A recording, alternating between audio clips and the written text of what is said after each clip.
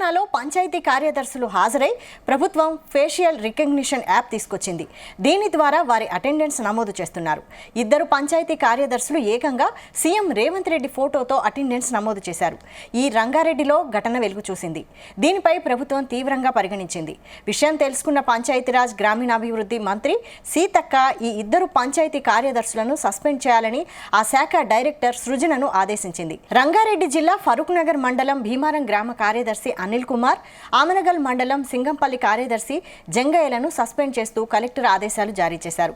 మరో 40 మందిపై అభియోగాలు రావడంతో వారి సస్పెన్షన్ కు రంగం సిద్ధమైనట్లు అధికారులు తెలిపారు. కొందరు విధులకు హాజరు కాకుండానే ఫేషియల్ రికగ్నిషన్ యాప్ ద్వారా కొందరు పంచాయతీ కార్యదర్శులు ఏవేవో ఫోటోలు పెట్టి తప్పుడు అటెండెన్స్ నమోదు చేస్తున్నట్లు అధికారులు గుర్తించారు.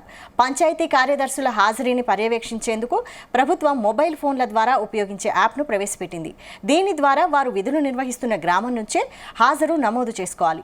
దీన్ని రోజువారీగా సమీక్షిస్తుంటారు.